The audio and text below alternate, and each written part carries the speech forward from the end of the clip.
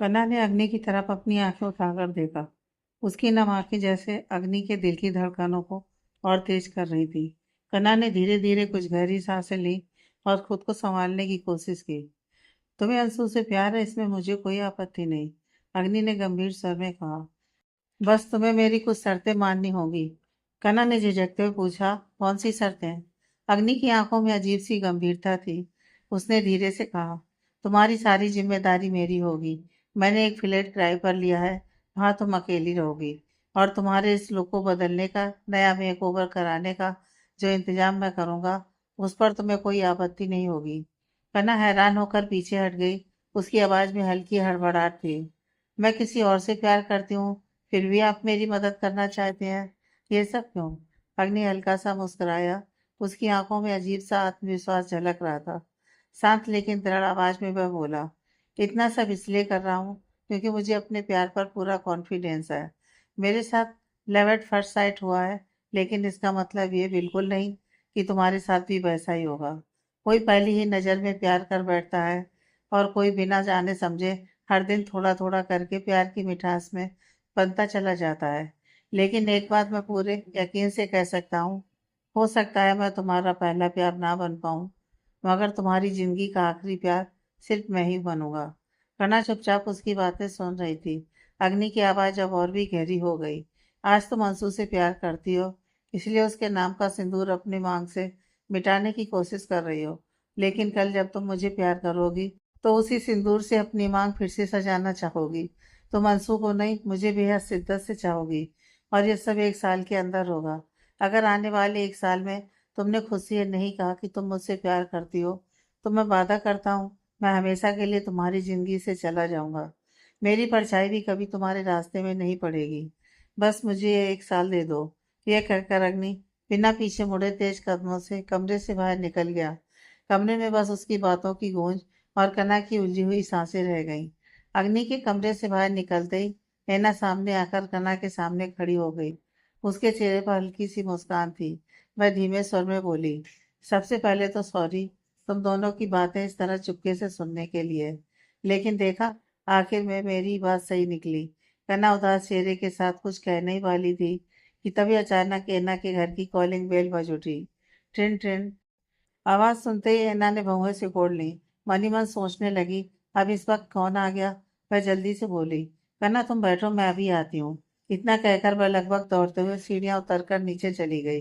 दरवाजे के पास पहुंचकर जैसे ही ऐना ने दरवाजा खोला, सामने खड़े लोगों को देखकर वह कुछ पल के लिए हैरान रह गई। उसके चेहरे पर हल्का सा आश्चर्य साफ झलकने लगा। तुम लोग तो शाम को आने वाले थे ना, मम्मा पापा? ऐना ने हल्की हैरानी के साथ पूछा। ऐना की माँ ने तुरंत उसे तीखी नजरों से देखा और हल्का सा ताना मारते हुए बोली, क्यों, हमारे आने से तुम्हें कोई परेशानी हो गई क्या? बाहर से आए हैं, दरवाजे पर खड़े खड़े बातें कराने के बजाय जरा साइड तो हो जाओ। ऐना का चेहरा एकदम सूख सा गया। बिना कुछ कहे वह चुपचाप एक तरफ हट गई और उन्हें अंदर आने दिया। दोनों अंदर आकर ड्राइंग रूम के सोफे पर बैठ गए। ऐना के पिता ने थकान भरे स्वर में कहा, ऐना जरा ठंडा पानी लेकर आओ, आज तो बहुत गर्मी पड़ रही है, गला जैसे सूख ही गया है। अभी लाई कहते हुए ऐना फ्रिज की तरफ बढ़ने ही वाली थी कि तभी ऊपर से कना की आवाज गूंज उठी। ऐना, अरे ऐना! अचानक आई उस आवाज को सुनकर ऐना की माँ पापा एकदम चौंक पड़े। दोनों ने हैरानी से अपनी बेटी की तरफ देखा। ऐना की माँ ने मुंह चढ़ाकर पूछा, ऊपर कौन है ऐना? ऐना ने घबराहट में चुपचाप एक गहरी सांस ली और डरते डरते एक घूंट दांत निकल लिया। वह अच्छी तरह जानती थी कि कना गरीब है, और यही वजह थी कि उसके मम्मी पापा उसे बिल्कुल पसंद नहीं करते। और अगर उन्हें इस तरह कना के यहाँ होने की असली वजह और उसकी शादी की बात पता चल गई, तो यकीनन उनका गुस्सा और भी भड़क जाएगा। इसलिए असली बात से बचने के लिए ऐना जल्दी से बोली, कल रात मुझे अकेले में डर लग रहा था, इसलिए मैंने कना को बुला लिया। वो थोड़ी देर में चली जाएगी। ऐना की माँ ने उसे तिरछी नजर से देखा। उनकी आंखों में साफ साफ शक और नाराजगी झलक रही थी। वह व्यंग भरे स्वर में बोली, सच में तुम्हें अकेले में रहने से डर लग रहा था? बचपन से तो तुम अकेली रहती आई हो, फिर इस बड़ी उम्र में अचानक से डर लगने लगा? वह कुछ पल रुकी, फिर होठों पर हल्की तिरस्कार भरी मुस्कान उभरी। या फिर उस लो क्लास लड़की के लिए तुम्हारा जरूरत से ज्यादा लगाव अभी तक खत्म नहीं हुआ? कितनी बार कहा है तुमसे, उस लड़की से दूरी बनाकर रखो। दोस्ती हमेशा अपने बराबर के लोगों से ही की जाती है, लेकिन तुम्हें तो हमारी कोई बात सुननी ही नहीं है। इंद्राणी देवी ने अपनी बात जारी रखते हुए कहा, पिछले महीने ही तुम्हारी मीता आंटी ने तुम्हें उसके साथ रेस्टोरेंट में देखा था। उसके बाद उन्होंने मुझे फोन करके पूछा, इंद्राणी, ऐना आजकल किन लोगों के साथ उठती बैठती है? उसकी वो फीकी रंग उड़ी हुई ड्रेस और सिर में तेल से चिपकी हुई चोटी, उसके पास खड़े होते ही तेल की इतनी तेज गंध आती है कि मन घबरा जाए। उस दिन तुम्हारी वजह से मुझे उनके सामने कितना छोटा महसूस करना पड़ा था, पता है तुम्हें? वह कुछ पल रुकी और फिर और भी तीखे स्वर में बोली, और देखो उन्हें, उनके बेटे बेटियों को लेकर हम कभी ऐसा कोई कमेंट नहीं कर सकते, क्योंकि वो लोग अपना क्लास बनाए रखना जानते हैं। माँ की बातें सुनकर रैना का पूरा चेहरा गुस्से से लाल हो गया। उसकी आंखों में आक्रोश साफ दिखाई दे रहा था। फिर भी उसने खुद को बड़ी मुश्किल से संभाला। वह चुपचाप रसोई से पानी की बोतल लाई और हल्की सी आवाज के साथ टेबल पर उनके सामने रख दी। फिर संयत लेकिन ठोस आवाज में बोली, माँ, ये सारी बातें कना के जाने के बाद कहना। वो अभी इस घर की गेस्ट है और आपकी ये बातें काफी अपमानजनक हैं। और स्टेटस शायद कभी किसी गेस्ट का अपमान करना नहीं सिखाता। ऐना की बात सुनते ही इंद्राणी देवी का चेहरा गुस्से से तमतमा उठा। उन्होंने ऊंची आवाज में पुकारा, ऐना। उधर ऐना को गए काफी देर हो चुकी थी।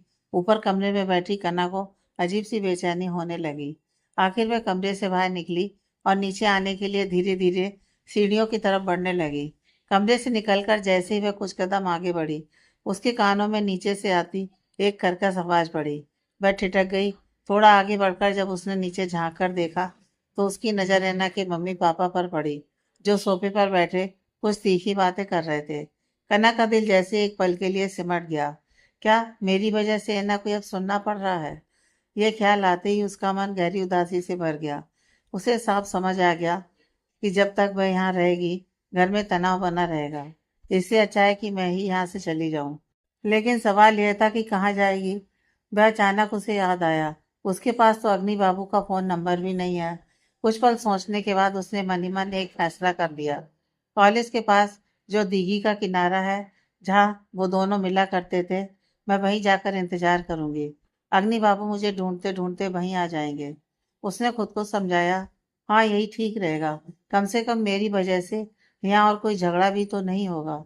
यह सोचकर कना चुपचाप सीढ़ियां उतरने लगी। उसके हाथ में वही कैरी बैग था, जिसमें कुछ देर पहले जीजू लाकर उसे नई ड्रेस दे गए थे। उधर रहना अभी कुछ कहने ही वाली थी कि तभी उसकी नजर सीढ़ियों से उतरती कना पर पड़ी।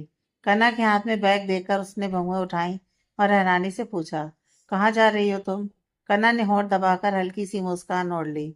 उस मुस्कान में न जाने कितनी मजबूरी और चुपचाप सह लेने की आदत छिपी हुई थी। फिर धीमे स्वर में बोली, अभी उनके काम का थोड़ा प्रेशर है, इसलिए उन्होंने मुझे थोड़ा आगे जाने को कहा है। वो लेने आ रहे हैं। कना के चेहरे की तरफ देखकर रेना तुरंत समझ गई कि अभी अभी हुई सारी बातें कना ने सुन ली है। शायद इसी वजह से वह यहाँ से चुपचाप चले जाना चाहती है। लेकिन ऐना उसे रोक भी तो किस हक से सकती थी, ताकि वह और भी अपमान सहती रहे। तभी उसकी बातों के बीच इंद्राणी देवी की नजर कना पर पड़ी। उन्होंने उसे ऊपर से नीचे तक देखा और फिर व्यंग भरे स्वर में पूछ बैठी, तुम्हारे वो मतलब कौन? शादी हो गई क्या? या फिर किसी अच्छे घर के लड़के को देखकर गले पड़ गई? फिर बनावटी मुस्कान के साथ बोली, नहीं, बुरा मत मानना, तुम्हारे जैसे परिवारों में तो अक्सर ऐसा ही होता है। वैसे तुम्हारे वो करते क्या हैं? कन्ना ने हल्के से मुस्कुराकर जवाब दिया, वो ड्राइवर हैं, एक मैडम के परमानेंट ड्राइवर। उसकी बात सुनते ही इंद्राणी देवी जोर से हंस पड़ी। चलो, ये भी ठीक है। कम से कम अपने बाप जैसे किसी शराबी से तो शादी नहीं की तुमने। कभी कभी मैडम से छिपाकर तुम्हें गाड़ी में घुमा लाएगा, वरना तुम लोगों की तो औकात ही कहाँ है गाड़ी में घूमने की। किसकी औकात कितनी है, ये तो भक्ति बताएगा आंटी। गंभीर और दृढ़ आवाज अचानक पूरे कमरे में गूंज उठी। उस आवाज में ऐसा आत्मविश्वास था कि वहां मौजूद हर कोई एक पल के लिए ठिठक गया। ऐना करना और यहाँ तक कि इंद्राणी देवी भी कुछ क्षण के लिए चुप रह गई। सबकी नजरें एक साथ दरवाजे की तरफ मुड़ गईं। दरवाजे पर एक लंबा सा युवक खड़ा था। उसकी आंखों में ठंडी लेकिन तीखी चमक थी और चेहरे पर हल्की सी सख्त मुस्कान। इंद्राणी देवी ने भौहें उठाई और उसे ऊपर से नीचे तक देखते हुए तीखे स्वर में पूछा, तुम कौन हो? अग्नि ने हल्की सी मुस्कान के साथ कना की तरफ देखा, फिर सबकी ओर नजर घुमाकर बोला, कना मेरा परिचय देगी? या मैं खुद ही दे दूं? एक पल रुककर उसने सहज स्वर में कहा, बहन, मेरा परिचय मैं खुद ही दे देता हूँ।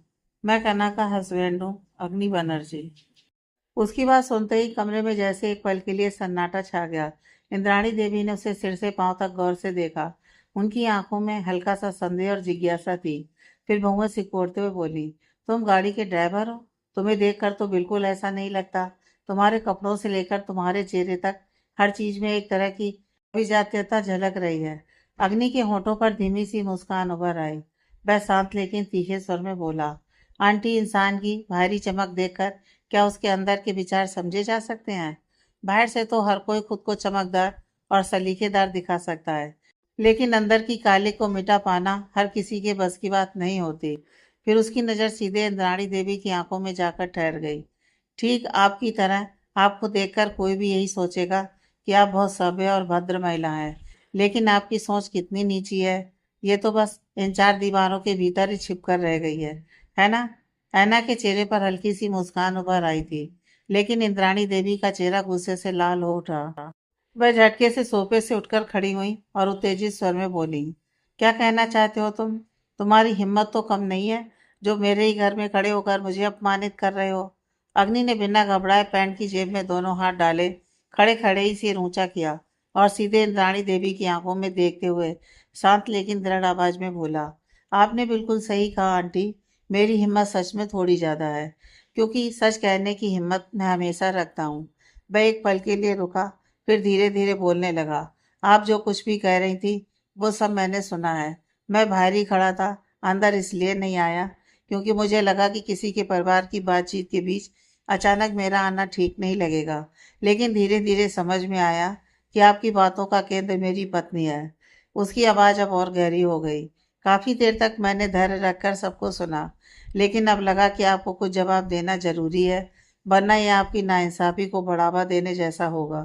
एक माँ के बराबर मानी जाने वाली महिला अगर अपनी ही बेटी की सबसे अच्छी दोस्त के लिए ऐसे शब्द इस्तेमाल करे तो उसे सम्मान देना मुझे ठीक नहीं लगता। कमरे में सन्नाटा छा गया। अग्नि की आवाज़ अब और भी कठोर हो गई। आपको किस हक से उसे जज करने का अधिकार मिल गया? सिर्फ इसलिए कि आप बड़ी गाड़ी में घूमती हैं, बड़े घर में नौकर चाकरों के बीच बैठकर एसी की हवा खाती हैं, इसलिए खुद को बहुत सम्मानित समझने लगी हैं। उसने हल्का सा तिरस्कार भरा ठहाका लगाया। इस वक्त तो मुझे आप और कन्या के पिता दोनों एक जैसे ही लग रहे हैं। फर्क बस इतना है कि एक शराब के नशे में लोगों को छोटा करता है और दूसरा पैसे के घमंड में। फिर उसने ठंडी लेकिन चेतावनी भरी आवाज में कहा, भगवान न करे, लेकिन अगर कल आपका यह तथाकथित अभिजात्य चूने सुर्खी की तरह टूटकर गिर जाए तो उस दिन इन बातों को जरूर याद कीजिएगा। उसने आखिरी बार इंद्राणी देवी की तरफ देखा, और अगली बार कन्या के बारे में कोई भी टिप्पणी करने से पहले मेरा नाम जरूर याद कर लीजिएगा।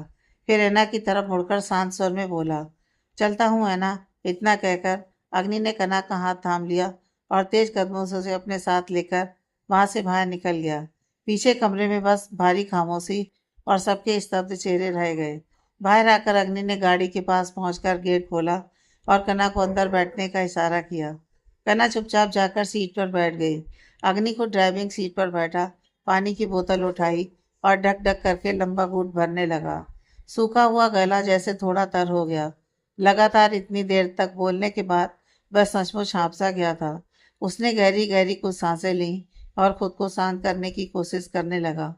अग्नि को इस हालत में देखकर कन्या ने सूखे चेहरे के साथ धीमे स्वर में कहा, वहाँ इतनी बातें कहने की क्या जरूरत थी? मैं तो वैसे ही वहां से निकल ही रही थी। अग्नि ने स्टीयरिंग पर हाथ रखते हुए गंभीर आवाज में जवाब दिया, इसीलिए तुम और मैं अलग इंसान हैं। हर बात चुप रहकर सहना ठीक नहीं होता। कभी कभी लोगों को उंगली रखकर सच दिखाना भी जरूरी होता है। इतना कहकर उसने गाड़ी स्टार्ट कर दी।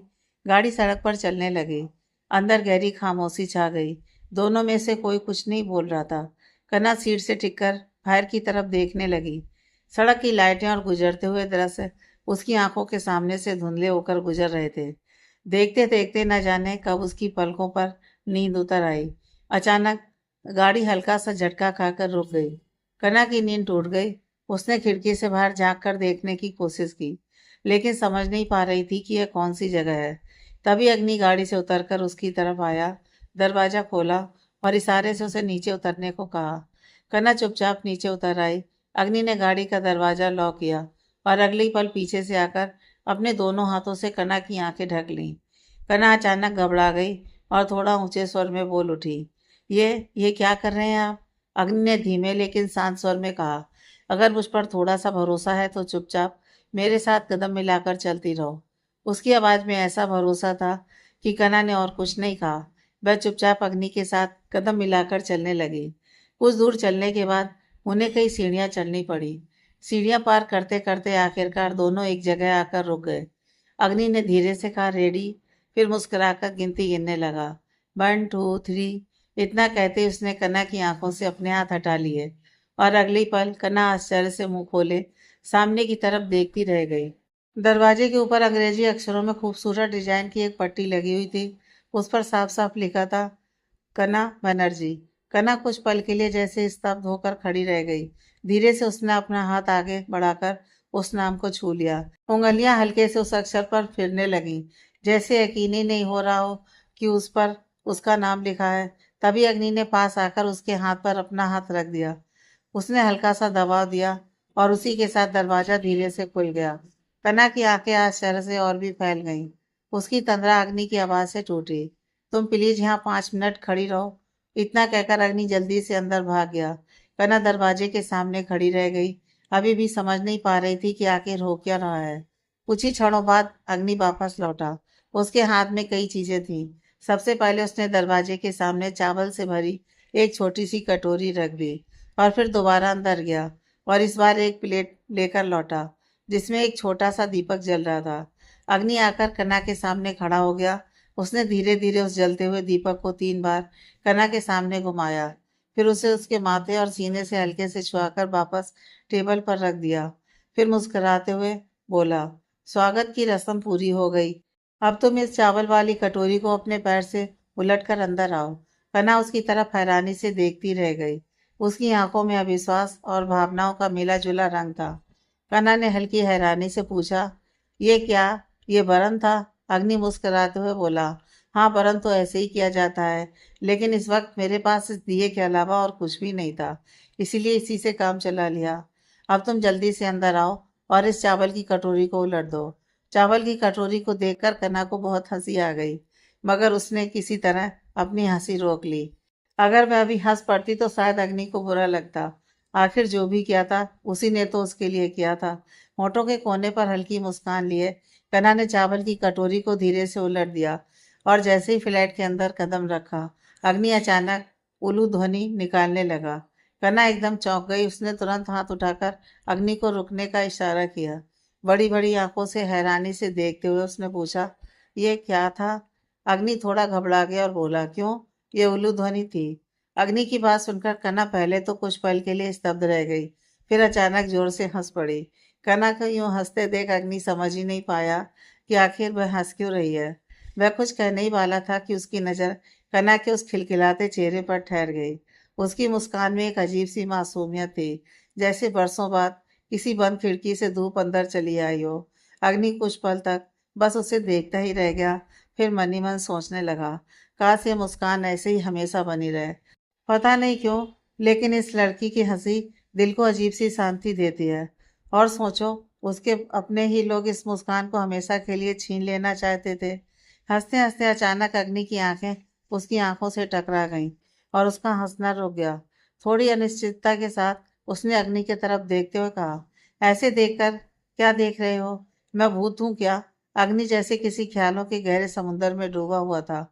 उसी अजीब सी तंद्रा में वह धीमे से बुदबुदाया, तुम हमेशा ऐसे ही हंसा करो, तुम्हें हंसते हुए बहुत मीठी लगती हो। अग्नि के होंठ तो हिले, मगर उसके शब्द कन्ना के कानों तक पहुंच ही नहीं पाए। उसने बस उसके होंठों को हल्का सा हिलते देखा। कन्ना ने भौहें से कोड़ ली। मन ही मन सोचा, ये पागल वागल तो नहीं हो गया। वह धीरे धीरे अग्नि के पास आई, फिर हल्के से उसके कंधे को छूकर उसे झटक दिया और पुकारा, अग्नि बाबू। कन्ना के उस हल्के से धक्के से जैसे अग्नि की तंद्रा टूट गई। वह एकदम चौंक कर होश में आया और घबराए हुए स्वर में बोला, हाँ हाँ, कुछ कह रही थी आप? अग्नि का ऐसा अजीब सा व्यवहार देखकर कनक खुद ही थोड़ी उलझन में पड़ गई। वह हकलाते हुए बोली, हाँ मतलब नहीं, कुछ नहीं कहा मैंने। आप ठीक तो है ना? अग्नि तुरंत नजर चुराते हुए पास के सोफे पर जाकर बैठ गया।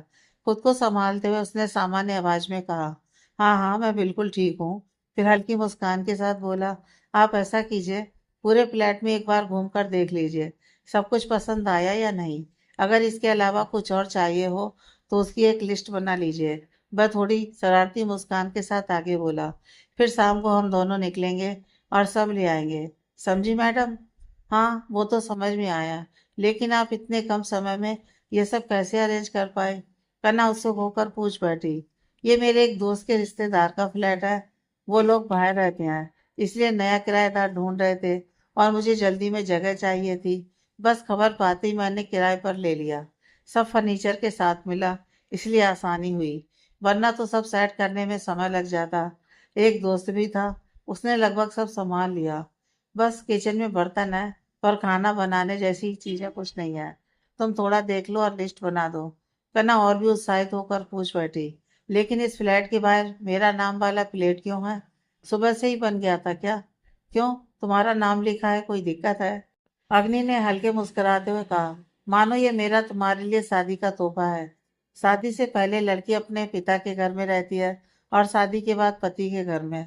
ऐसी एक लड़की सीमित रह जाती है। बहुत कम लोग हैं जो पिता और पति के घर छोड़कर अपने खुद के घर का सपना पूरा कर पाते हैं। मैं मानता हूँ एक दिन तुम भी उन कम लोगों की लिस्ट में शामिल होगी। आज के नाम प्लेट से इसका छोटा सा शुरुआत है। यहाँ तुम्हारा जगह है, लोग तुम्हें पहचानेंगे और कहेंगे कना का फ्लैट।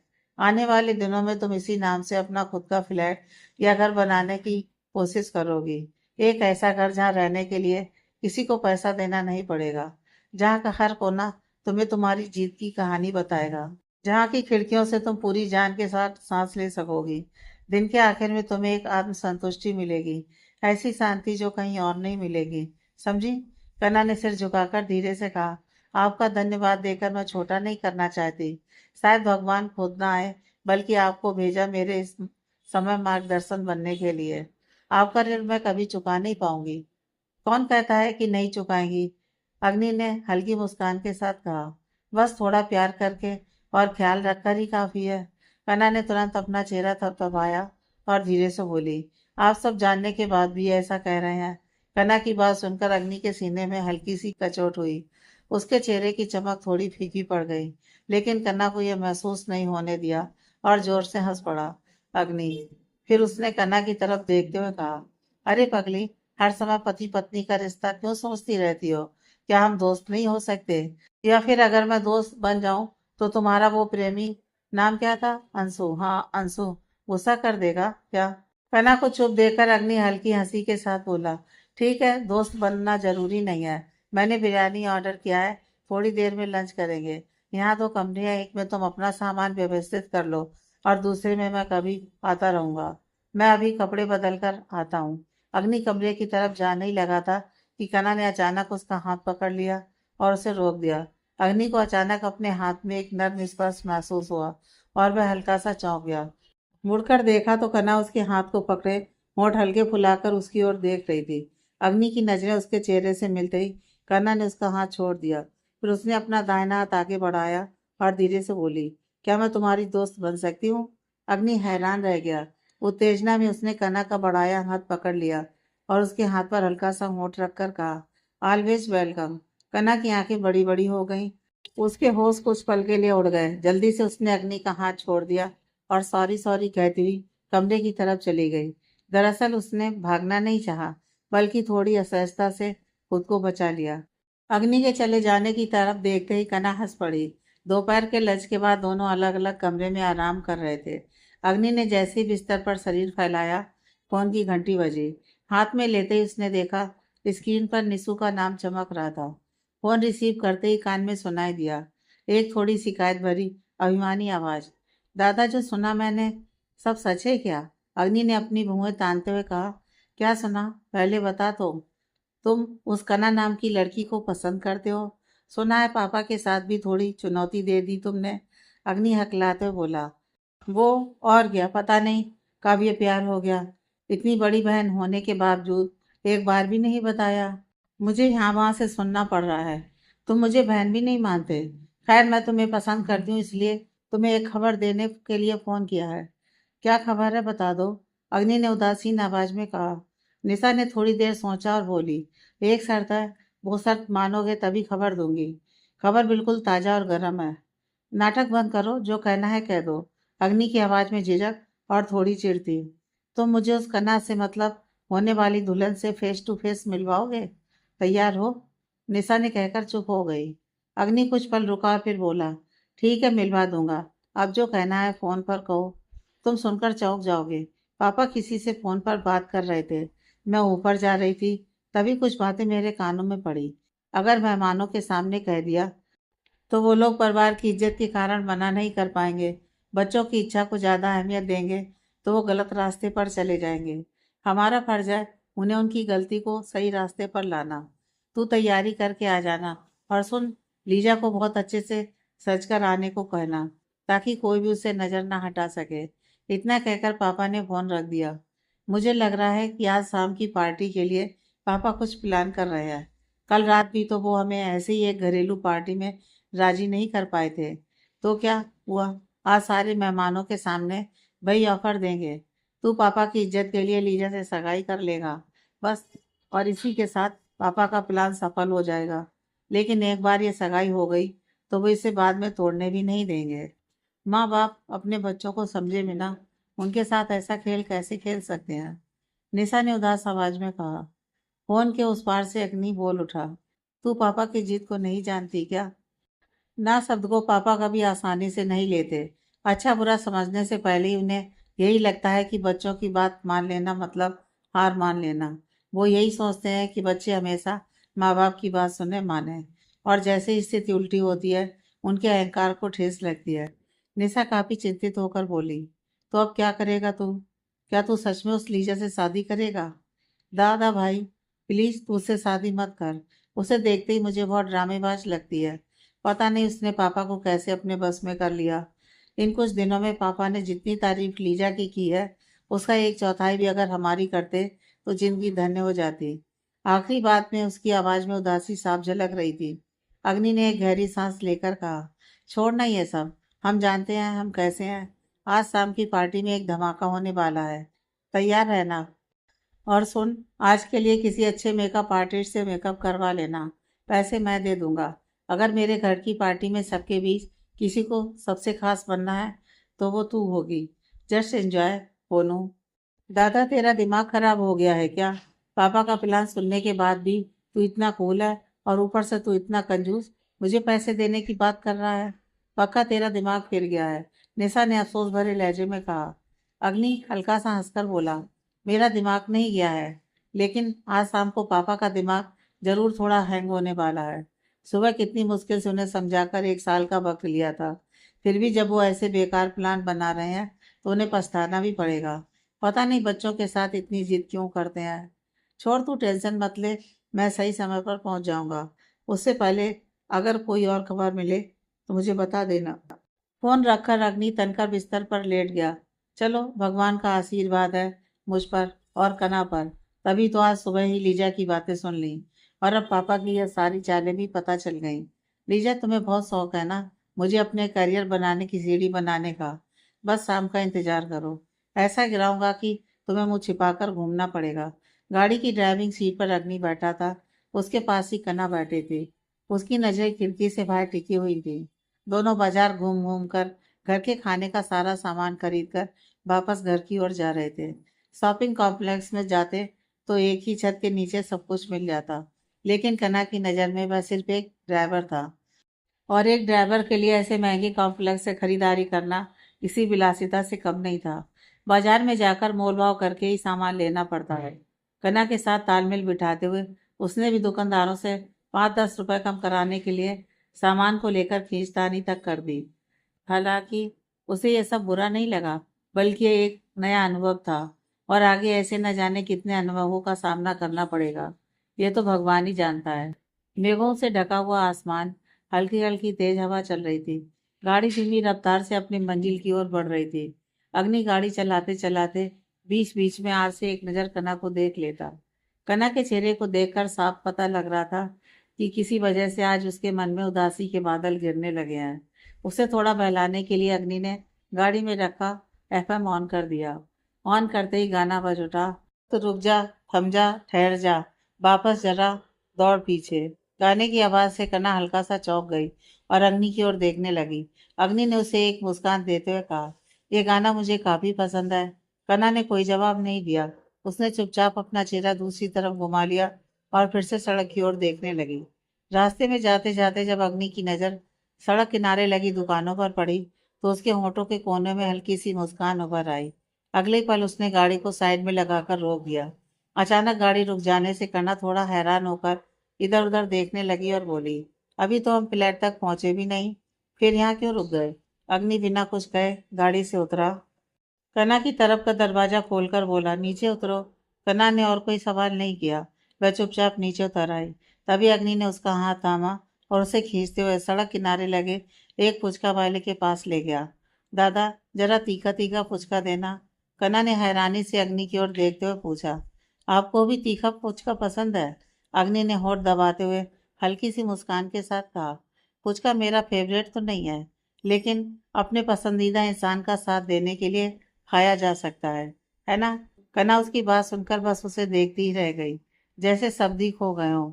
अग्नि ने आंख मारते हुए कहा, ऐसे मत देखो मुझे, पुचका गले में अटक जाएगा। अब खाना शुरू करो। कन्ना उसकी बात पर थोड़ा सा पका गई। उसने जल्दी से अपना चेहरा दूसरी तरफ घुमा लिया और होंठ दबाकर हल्के से मुस्कुरा दी। पुचका खाने के बाद दोनों वापस गाड़ी में आकर बैठ गए। अग्नि ने कन्ना की तरफ देखते हुए पूछा, तो अब मैडम का मूड कैसा है? थोड़ा ठीक हुआ? कन्ना ने अपराधी की तरह सिर झुकाकर धीमी आवाज में कहा, इतनी केयर करने की जरूरत नहीं है। किसी ने कभी इस तरह मेरे मन का हाल नहीं पूछा। मैं किसी चीज की आदत नहीं डालना चाहती थी। अग्नि ने उसे गौर से देखा, फिर शांत लेकिन गहरी आवाज में बोला, पहले अग्नि था ही नहीं, इसलिए तुम्हारी केयर करने वाला कोई नहीं था। अब अग्नि आ गया है तो फिक्र करने की जरूरत नहीं। तुम मुझसे प्यार नहीं करती, मैंने ये मान लिया है, लेकिन मुझे तुमसे प्यार करने से तुम रोक नहीं सकती। मैं अपनी पूरी कोशिश से अपने प्यार को संभाल कर रखूंगा, और अगर तुम चाहो तो मेरी इस मोहब्बत से खुद को आज़ाद करके चली जाना। उस दिन भी मैं तुम्हें रोकूंगा नहीं। अग्नि की इन बातों का कन्ना के पास कोई जवाब नहीं था। वह कुछ सेकंड तक बस चुपचाप उसकी आंखों में देखती रही, फिर नजरें झुकाकर खामोशी से दूसरी तरफ देख लिया। उसकी पलकों पर धीरे धीरे भारीपन उतरने लगा था। ये लड़का इतना अच्छा क्यों है? हर वक्त हर चीज में ढाल बनकर सामने खड़ा हो जाता है, कुछ कहने से पहले ही चेहरे को पढ़ लेता है। अगर ऐसा ही चलता रहा तो मेरे जाने के बाद इन्हें बहुत तकलीफ होगी। तब भी क्या इनके होंठों पर यही मीठी मुस्कान बनी रहेगी? उसके सीने के भीतर अजीब सी कसक उठने लगी। चेहरे पर हल्की सी उदासी उतर आई। मुझे इनके लिए इतना क्यों महसूस हो रहा है? नहीं नहीं, मुझे इतना नहीं सोचना चाहिए। मैं अंशु से प्यार करती हूँ। हाँ, सिर्फ अंशु से। मैं किसी और के बारे में नहीं सोचूंगी। लगातार कुछ घूंट निगलते हुए कन्ना ने खुद को संभालने की कोशिश की। गाड़ी आकर फ्लैट के नीचे रुक गई। कन्ना गाड़ी से उतर गई। अग्नि पीछे से सामान निकालकर उसके पीछे पीछे चल पड़ा। सारा सामान फ्लैट में रखकर अग्नि ज्यादा देर नहीं रुका। उसने अपनी कलाई घड़ी में समय देखा। नहीं, काफी देर हो चुकी है। दरवाजे के पास खड़े अग्नि को देखकर कन्ना बोली, बैठिए, मैं कपड़े बदल कर आती हूँ, फिर चाय बनाती हूँ। अग्नि ने तुरंत मना करते हुए कहा, नहीं, उसकी ज़रूरत नहीं है, तुम अपने लिए बना लेना। मुझे अब घर जाना होगा। और सुनो, रात में कुछ बनाने की ज़रूरत नहीं है, आराम करना। मैं किसी के हाथ से डिनर भिजवा दूंगा। अचानक अगर कॉलिंग बेल बजे तो तुरंत दरवाज़ा मत खोलना, पहले देख लेना फिर खोलना। डरने की कोई बात नहीं है, लेकिन अगर कोई परेशानी हो तो मुझे एक बार कॉल ज़रूर करना। ठीक है, याद रहेगा? अग्नि उसकी तरफ जवाब की उम्मीद में देखने लगा। कन्ना ने हल्का सा सिर हिलाकर हाँ, याद है, रहेगा कहा। आप फिर कब आएंगे? अग्नि ने धीमे स्वर में जवाब दिया, कल सुबह आऊँगा। अब चलता हूँ। इतना कहकर जैसे ही वह जाने के लिए मुड़ा, पीछे से कन्ना की आवाज़ आई, सुनिए। अग्नि वहीं रुक गया। उसने पलटकर कन्ना की ओर देखा और पूछा, कुछ कहना है? कन्ना ने हल्की सी झिझक के साथ कहा, नहीं, रहने दीजिए, ऐसा कुछ नहीं है। आप संभल कर जाइएगा, धीरे धीरे गाड़ी चलाइए, आप बहुत तेज चलाते हैं। अग्नि ने होठों पर एक हल्की मुस्कान लाते हुए कहा, अच्छा। और फिर वो बाहर निकल गया। कन्ना की आखिरी बातों ने जैसे अग्नि के दिल को एक अजीब सा सुकून भरी छुअन दे दी। इतने दिनों बाद उसकी जिंदगी में भी कोई अपना आया था, जो उसकी फिक्र करता है, उसका ख्याल रखता है, लेकिन क्या वो कभी सच में उसका अपना बन पाएगी? यह सोचते ही उसके सीने से एक गहरी आह निकल गई। उसने गाड़ी स्टार्ट की और घर की तरफ निकल पड़ा। उधर जैन बाबू अपने कमरे में पीछे हाथ बांधे लगातार टहल रहे थे। माथे पर गहरी लकीरें पड़ गई थी। चेहरे पर साफ गुस्सा झलक रहा था। उन्होंने नाराजगी भरे स्वर में नम्रता देवी से कहा, अपने सुपुत्र को फोन करो। शाम कब की ढल चुकी है। अब तो मेहमान भी आने शुरू हो गए हैं और जिसके लिए पार्टी रखी गई है, अगर वही मौजूद ना हो तो कितनी शर्मिंदगी होगी। इसका तुम्हें जरा भी अंदाजा है? नम्रता देवी गले का हार पहनते पहनते तंज भरे लहजे में बोली, अब मेरा बेटा हो गया और जब कोई नया म्यूजिक वीडियो रिलीज होता है तब तुम्हारा बेटा बन जाता है। हद है। उन्होंने झुंझलाते हुए आगे कहा, तुम दोनों की लड़ाई तुम ही लोग सुलझाओ। मुझे अब इन सब में बिल्कुल मत घसीटो। मेरे पास आकर बड़बड़ाने से अच्छा है अपने बेटे को फोन करके देखो। लेकिन नहीं, जनाब ऐसा करेंगे नहीं। ईगो जो आड़े आ जाएगा। देखो, जो तुम नहीं जानती हो उसके बारे में बार बार मत बोला करो। जैन बाबू ने गुस्से में अपनी आवाज ऊंची कर दी। नम्रता देवी की आंखों में अब सालों की जमा हुई पीड़ा झलक रही थी।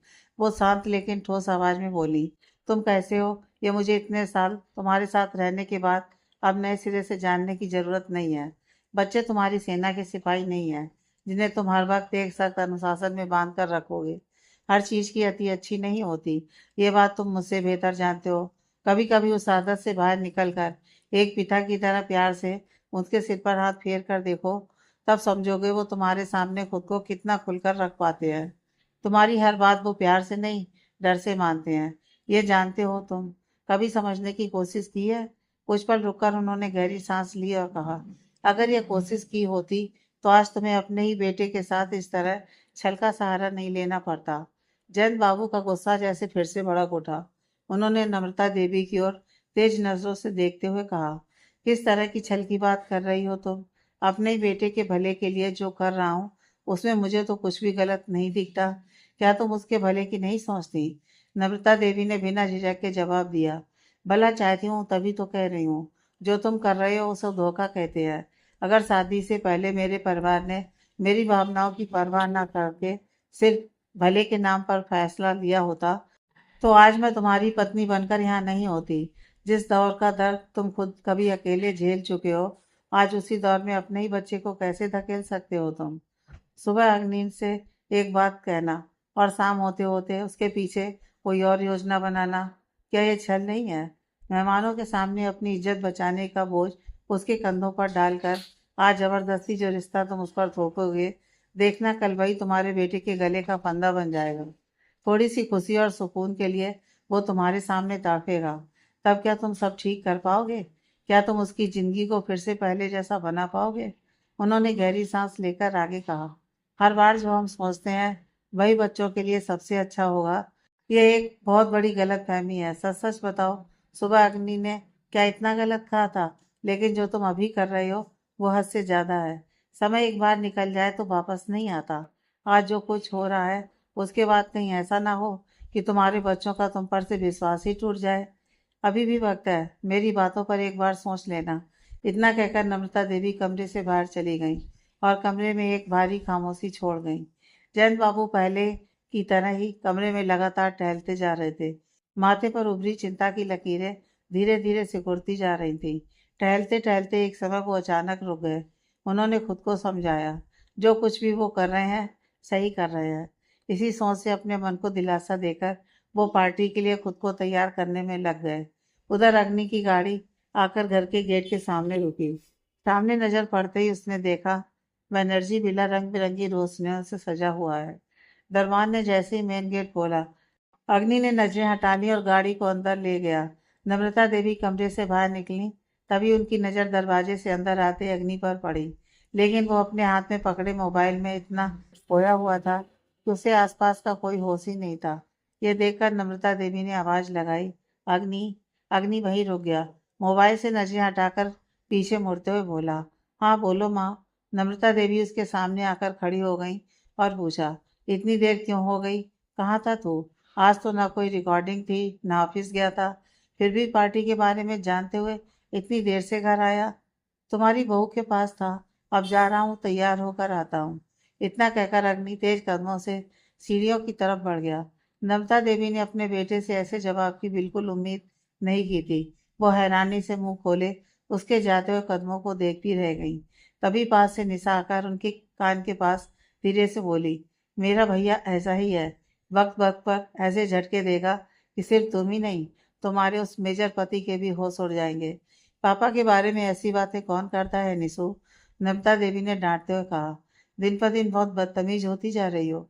जाओ बगीचे में जाकर मेहमानों को अटेंड करो। माँ की डांट सुनकर निशा बड़बड़ाते हुए बगीचे की ओर चली गई। उधर कना बैग से सारे सामान निकालकर रसोई को पूरी तरह समेटते संभालते हुए थक गई थी। सब कुछ ठीक ठाक करने के बाद उसने एक बार चारों तरफ नजर दौड़ाई। ये घर, ये पूरा संसार उसका है। यह सोचते ही उसके शरीर में जैसे सिहरन दौड़ गई। इतना खूबसूरत सजा धजा घर क्या सच में उसका है? घर के उस इंसान को ही तो वो अपने दिल में अपना नहीं मान पाई, तो उसके पैसों से सजा ये घर उसका कैसे हो सकता है? शायद मेरे चले जाने के बाद वो फिर से शादी कर लें, उसके मन में ख्याल आया। तब इस फ्लैट की हर चीज़ तो उन्हीं की होगी। अच्छा ही है, फिर किसी और को मेहनत करके ये घर सजाना नहीं पड़ेगा। इन बातों को सोचते ही कन्ना का दिल भारी हो गया। उसके होंठों से एक गहरी सांस निकल गई। नहीं, अब थोड़ा नहाना जरूरी है। अपने कपड़े और तौलिया उठाकर वो धीरे धीरे बाथरूम की ओर बढ़ गई। रात बढ़ने के साथ साथ आज के जन्मदिन की पार्टी भी रंग पकड़ने लगी थी। हाथों में गिफ्ट लिए एक एक करके मेहमान आगे आ रहे थे। अरे, आज की पार्टी के मुख्य आकर्षक जयंत बाबू कहाँ हैं? उन्हें छोड़कर तो बाकी सब यहाँ मौजूद हैं। तभी जयंत बाबू मुस्कुराते हुए स्वागत करते हुए बोले, कैसे हैं मिस्टर मैत्रा? अग्नि बस अभी आता ही होगा, थोड़ा काम था इसलिए देर हो गई। मिस्टर मैत्रा हल्का सा मुस्कुराए और बोले, अरे आप क्या कह रहे हैं? मैं तो उसे काफ़ी देर पहले मार्केट में देख रहा था, गिफ्ट खरीदते हुए। बड़ी देर तक मोल भाव कर रहा था। उसके साथ एक लड़की भी थी। शायद पहले तो मुझे लगा कि शायद मैं गलत देख रहा हूँ, लेकिन समझ पाता उससे पहले ही वो वहाँ से निकल गए। सच कहूँ तो मैं तो थोड़ा चौंक ही गया था। उनकी बात सुनते ही जयंत बाबू का चेहरा एक पल के लिए फीका पड़ गया, लेकिन तुरंत ही उन्होंने अपने होठों पर जबरदस्ती एक मुस्कान ला दी और बोले, क्या कह रहे हैं मिस्टर मैत्रा? आपने जरूर गलत देखा होगा। अग्नि तो शाम से रिकॉर्डिंग के काम में व्यस्त था। आजकल के लड़के लड़कियां अगर किसी स्टार को पसंद कर लें तो हूबहू उसकी तरह दिखने लगते हैं। शायद आपने किसी ऐसे ही लड़के को देख लिया होगा। खैर, आप पार्टी एंजॉय कीजिए, मैं जरा उधर देख लूं किसी को कुछ चाहिए तो नहीं। इतना कहकर जयंत बाबू लगभग वहां से बचकर निकल गए। उनके भीतर गुस्सा उफान मार रहा था, सिर जैसे धधक रहा था। कहाँ की कोई लड़की, और उसकी वजह से आज मेरे बेटे की हालत। साथ ही मुझे भी लोगों के सवालों से बचने के लिए भागना पड़ रहा है। उनकी आंखों में गुस्से की आग भड़क उठी। उस लड़की को मैं नहीं छोड़ूंगा। अग्नि की जिंदगी से उसे ऐसे निकाल फेंकूंगा जैसे कूड़े को डस्टबिन में फेंका जाता है, और अग्नि को इसका एहसास भी नहीं होगा। जयंत बनर्जी की कमाई हुई इज्जत पर अगर जरा सी भी आँच आई तो मैं क्या कर सकता हूँ, इसका अंदाजा किसी को नहीं है। इसी बीच जयंत बाबू की नज़र मेन एंट्रेंस की तरफ गई, जहाँ से उनके बचपन के दोस्त सुशोभन बाबू अपनी बेटी लीजा के साथ अंदर आ रहे थे। जयंत बाबू तुरंत आगे बढ़े और मुस्कुराते हुए उनका स्वागत किया। उनसे बात करते करते जैसे ही वो पार्टी के मुख्य हॉल में पहुंचे, उन्होंने देखा अग्नि भी उसी तरफ आ रहा है। सफेद शर्ट के ऊपर काले ब्लेजर में अग्नि बिल्कुल किसी सुपरस्टार से कम नहीं लग रहा था। जो लोग उसकी असली पहचान नहीं जानते थे, वो भी आज उसे इस अंदाज में देखकर कुछ पल के लिए जरूर हैरान रह जाते। अग्नि के आते ही लीजा ने आगे बढ़कर उसे फूलों का बुके दिया और जन्मदिन की बधाई दी। जवाब में अग्नि ने बस एक हल्की सी मुस्कान दे दी। थोड़ी बहुत बातचीत के बाद केक काटने की रस्म भी पूरी हो गई। सबकी गर्मजोशी भरी शुभकामनाओं से ये जन्मदिन की शाम जैसे पूरी तरह भर चुकी थी, लेकिन फिर भी अग्नि के दिल में एक अजीब सा खालीपन रह गया। किसी खास इंसान की गैर मौजूदगी में ये सारी खुशी, ये चमकती रोशनी, सब कुछ फीका सा लग रहा था। तभी जयंत बाबू ने हाथ में माइक ले लिया और सबकी ओर देखते हुए बोले, आज मेरा बेटा 28 साल का हो गया है। हमारी जिंदगी का सबसे अनमोल तोहफा भगवान ने हमें ये दो बच्चे देकर दिया है। माता पिता होने के नाते हमारी भी कुछ जिम्मेदारियां होती हैं। मैं और नम्रता, हम दोनों मिलकर अग्नि को उसके इस जन्मदिन पर एक खास तोहफा देना चाहते हैं, और वो तोहफा है उसकी जीवन संगनी। जयंत बाबू की आवाज़ पूरे हॉल में गूंज उठी।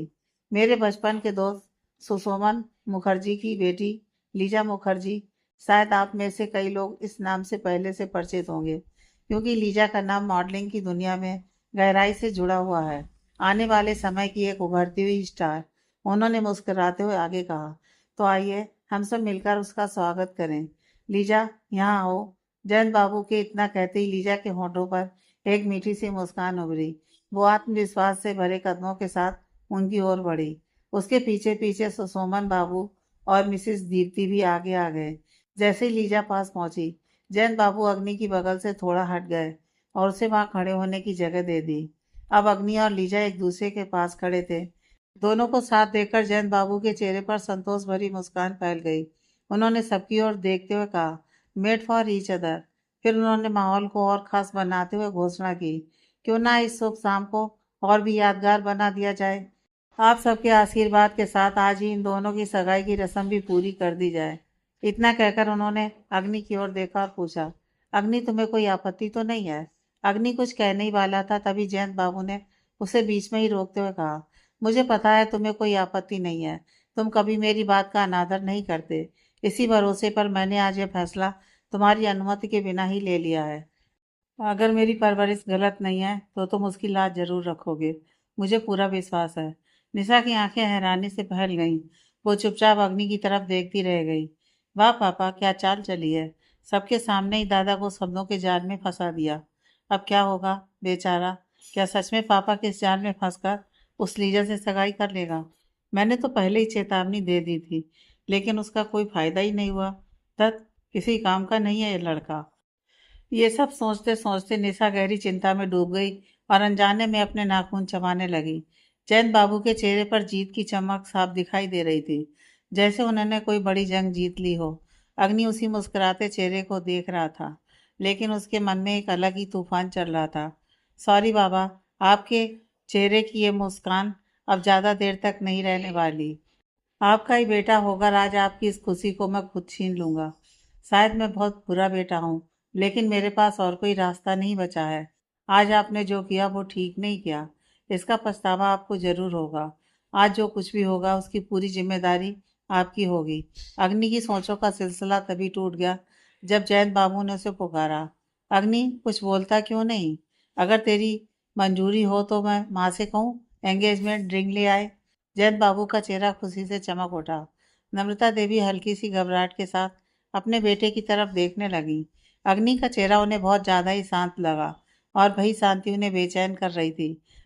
जो लड़का सुबह इतनी बातें कर रहा था वो कुछ ही घंटों में यूं चुपचाप सब मान गया। नहीं, कुछ तो चल रहा है उसके मन में। हल्की चिंता उनके चेहरे पर साफ झलक रही थी। मन ही मन उन्होंने सोचा, जैसा बाप वैसा बेटा, कुछ तो जरूर छुपा रहा है। इसी बीच अग्नि ने आगे बढ़कर माइक अपने हाथ में ले लिया। पूरे हॉल में सन्नाटा छा गया।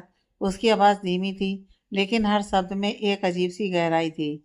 बाबा और माँ, ये दो शब्द सिर्फ रिश्ते नहीं हैं, इनके साथ एक निस्वार्थ प्यार, ममता और अपनापन जुड़ा होता है। वो कुछ पल रुका और फिर सबकी तरफ देखते हुए बोला, हम सब ये मानते हैं कि माँ बाप जो भी करते हैं वो हमारी भलाई के लिए करते हैं। उसकी नज़र एक पल के लिए अपने पिता पर ठहरी। फिर हल्की सी मुस्कान के साथ उसने कहा, और उसी विश्वास के साथ आज पापा ने जो तोहफा मुझे दिया, मैं उसे पूरी इज्जत और अपनापन के साथ अपनी जिंदगी में स्वीकार करना चाहता हूँ। अग्नि की बात खत्म होते ही पूरा हॉल तालियों की गड़गड़ाहट से गूंज उठा। जयंत बाबू समेत सभी लोग खुशी से झूम उठे।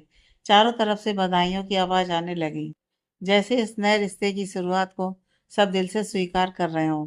लीजा एक मीठी मुस्कान के साथ अग्नि की तरफ देखते हुए बोली, कल रात के बाद मैंने सोचा भी नहीं था कि आज सब कुछ इतना स्मूथ हो जाएगा। अग्नि ने बस हल्की सी मुस्कान से जवाब दिया, शांत, लेकिन उसके अंदर क्या चल रहा था ये कोई समझ नहीं पा रहा था। अग्नि की बातों ने नम्रता देवी और निशा दोनों को ही हैरान कर दिया था। यह वही अग्नि है जो कुछ घंटे पहले तक इस रिश्ते के खिलाफ था। उनके मन में सवालों का तूफान था, लेकिन हर वक्त कुछ कहना मुमकिन नहीं था। नम्रता देवी के अंदर गुस्सा धीरे धीरे उबल रहा था। अगर सब कुछ मान ही लेना था तो मुझे बेवजह इतना परेशान क्यों किया? प्रोजेक्ट स्क्रीन तक तैयार करवाया किस लिए? उन्होंने मन ही मन झुंझलाते हुए सोचा। पता नहीं क्या चल रहा है इस पागल लड़के के दिमाग में। तभी जयंत बाबू की आवाज आई, नम्रता, जरा कमरे से एंगेजमेंट रिंग लेकर आओ। उनकी बात सुनकर नम्रता देवी ने अनिच्छा से कदम बढ़ाए। चेहरे पर साफ झलक रही थी बेटे के लिए नाराजगी और अंदर ही अंदर एक अजीब सी बेचैनी। सीढ़ियों की तरफ बढ़ते हुए उन्होंने एक नज़र लीजा पर डाली और मन ही मन सोचा, इस लड़की में कुछ तो है। सब कुछ ठीक लगते हुए भी कुछ नकली सा। उसकी मुस्कान जैसे एक मुखौटा हो। लेकिन जैन बाबू तो उसे अपने दोस्त की बेटी मानकर आंखें बंद करके भरोसा करते थे। नम्रता देवी सीढ़ियों पर पैर रखने ही वाली थी कि पीछे से अग्नि की आवाज गूंजी, माँ रुकिए। उनके कदम वहीं थम गए। अग्नि ने माइक्रोफोन को थोड़ा और कसकर पकड़ा और धीमी लेकिन साफ आवाज में कहा, मेरी बात अभी पूरी नहीं हुई है। नम्रता देवी वहीं ठिठक कर रुक गई। हॉल में फिर से हल्की खामोशी छा गई। जैन बाबू ने भौहें सिकोड़ते हुए अग्नि की तरफ देखा और बोले, अब क्या बाकी रह गया है? ये सब बाद में कहना, अभी रहने दे। अग्नि ने शांत लेकिन दृढ़ नजर से उनकी ओर देखा। नहीं पापा, कुछ बातें समय पर कहना बहुत जरूरी होता है, वरना सही वक्त निकल जाता है। उसकी आवाज में एक हल्का सा ठहराव था जिसने सबको चुप कर दिया। वो आगे बोला, आप लोगों ने मेरे लिए जो साथी चुना है वो कितना सही है मेरे लिए, आज उसकी एक झलक आपको दिखाना चाहता हूँ। लीजा की भौहें हल्के से सिकुड़ गई।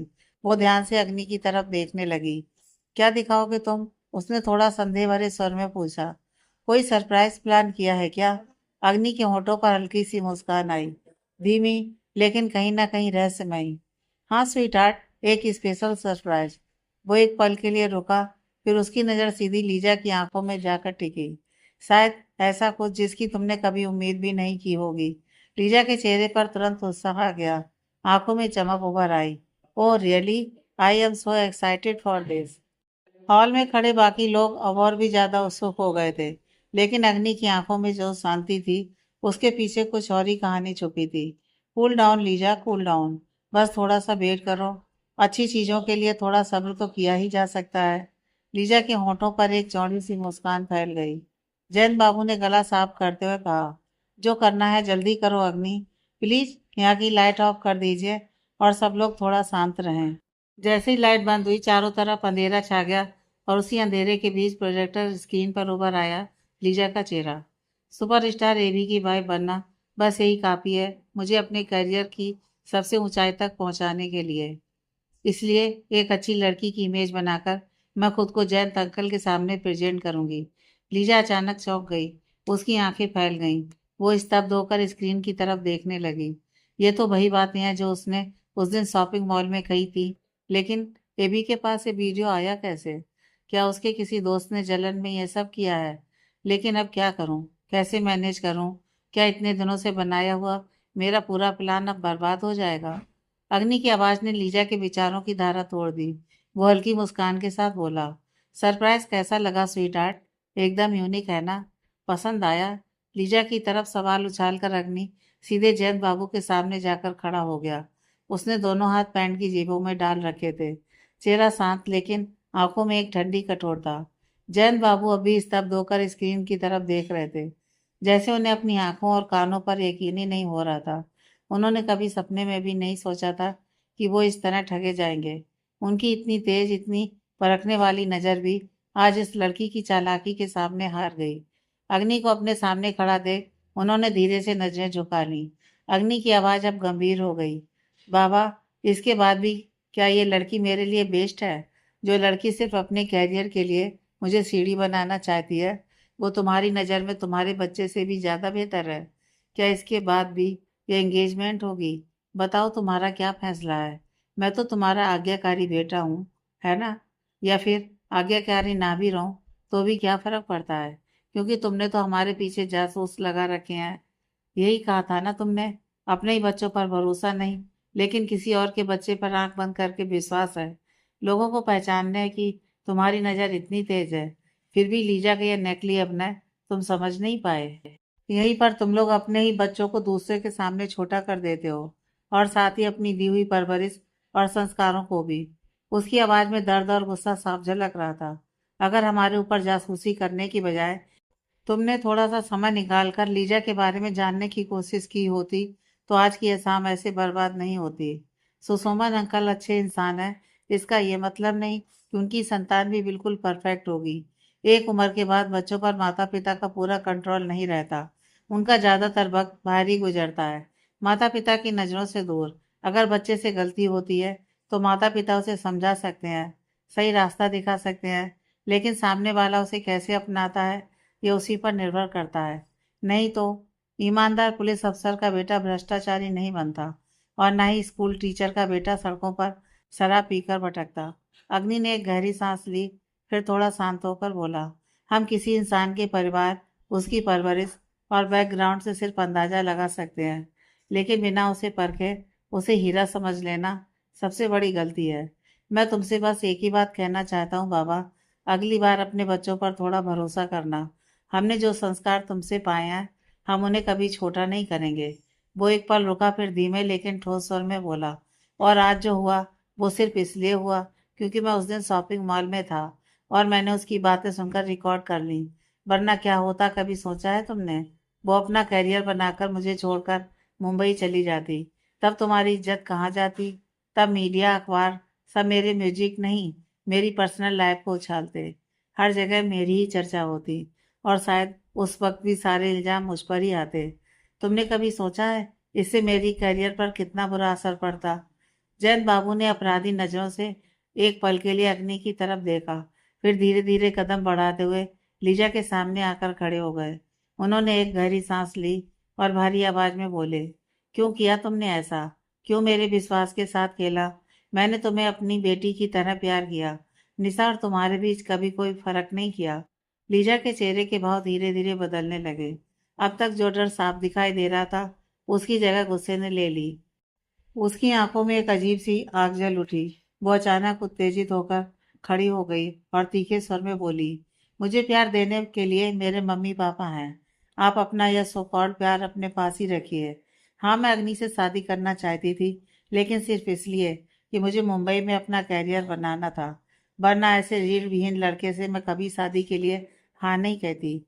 उसकी आवाज़ में अब खुली हुई घृणा झलक रही थी। इतना बड़ा सिंगर है, फिर भी अपनी कोई पर्सनालिटी नहीं। आज भी बाहर जाने के लिए मम्मी पापा की परमिशन लेनी पड़ती है। How funny, right? वो व्यंग से हंस पड़ी। और ऊपर से आपने जो हजारों नियम बना रखे हैं, उन्हें ये लोग चुपचाप मान भी लेते हैं। मेरे मम्मी पापा ने मुझे कभी किसी चीज़ के लिए नहीं रोका।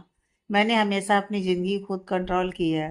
तो फिर आपके इन मिडिल क्लास नियमों को मानकर कौन सारी ज़िंदगी इस घर में रहेगा? उसने गहरी सांस ली, जैसे अंदर का सारा बोझ निकाल रही हो। मैं अपनी मर्जी से अपनी शर्तों पर जीना पसंद करती हूँ, और इन कुछ दिनों में आपको खुश रखने के लिए खुद को बदलते बदलते मैं घुटने लगी थी। उफ, अब जाकर जैसे राहत मिली है। फिर जाते जाते वो ठिठकी और एक ठंडी मुस्कान के साथ बोली, और हाँ, जाते जाते एक सलाह दे दूँ? उम्र तो आपकी काफ़ी हो गई है। अब यूँ सब पर हुकूमत चलाना थोड़ा कम कर दीजिए। ये लोग आपको सिर्फ टॉलरेट कर रहे हैं। डिस्गस्टिंग! इतना कहकर लीजा ने घृणा से चेहरा फेर लिया, और कमरे की हवा अचानक और भी भारी हो गई। जैन बाबू स्तब्ध खड़े लीजा के चेहरे की तरफ देखते रह गए। उनकी पूरी जिंदगी में उन्हें इस तरह का अपमान कभी सहना नहीं पड़ा था। ऐसा लग रहा था कि जैसे किसी ने उनके चेहरे पर जोरदार तमाचा मारकर उस पर कालिक पोत दी हो। इतने सम्मानित लोगों के बीच उनकी इज्जत को इस तरह मिट्टी में मिला दिया गया, और वो भी उसी इंसान ने जिस पर उन्होंने सबसे ज्यादा भरोसा किया था। सिर्फ सोचते ही उनके पूरे शरीर में एक अजीब सी जलन फैल गई। जिसे बचपन से अपनी आंखों के सामने बड़ा होते देखा, जिसे निशा की तरह ही प्यार दिया, उसका इतना घिनौना चेहरा भी वो हो सकता है, यह उन्होंने कभी सोचा नहीं था। उन्होंने धीरे से गर्दन घुमाकर चारों तरफ नजर डाली। वहां मौजूद हर शख्स की नजर उन्हीं पर टिकी हुई थी। उन नजरों में एक हल्की सी व्यंग भरी मुस्कान थी, जैसे हर कोई बिना बोले ही कह रहा हो, क्या हुआ जैन? अपनी समझदारी पर बहुत गर्व था ना? अब कहाँ गई वो परखने वाली ताकत? देखा तुम्हारी बेटी की उम्र की एक लड़की ने कैसे सबके सामने तुम्हें तमाचा मार दिया। उनकी सांसें भारी हो गईं, और उस भीड़ के बीच खड़े होकर भी वो खुद को बिल्कुल अकेला महसूस करने लगे। शर्म से सिर झुकाकर जैसे ही जैन बाबू जाने के लिए आगे बढ़े, अग्नि ने तुरंत उनका हाथ पकड़कर रोक लिया। उसकी आवाज में गुस्सा भी था और दर्द भी। बाबा, इस तरह सिर झुकाकर कहाँ जा रहे हो? जिसे यहाँ से जाना चाहिए वो तो सिर उठाकर बात कर रही है। आप उसे एक तमाचा भी नहीं मार पाए। फिर उसने लीजा की तरफ देखा। आंखों में ठंडी आग थी। और हाँ लीजा, तुम बिल्कुल सही कह रही हो। अगर तुम्हारे मम्मी पापा ने तुम्हें वक्त पर थोड़ा रोका होता तो आज उन्हें यह दिन नहीं देखना पड़ता। बाय द वे, तुम्हें एक फ्री एडवाइस देता हूँ। भविष्य में अगर अपने करियर में आगे बढ़ने के लिए अग्नि चौधरी की सिफारिश की ज़रूरत पड़े तो बिना झिझक कह देना। गरीबों पर दया करना ये मेरे माँ बाप की दी हुई शिक्षा है। लीजा का चेहरा गुस्से से लाल हो गया। वो तुरंत आगे बढ़ी और अग्नि की तरफ उंगली उठाकर चीख पड़ी, हाउ डेयर यू। आगे की कहानी नेक्स्ट पार्ट में।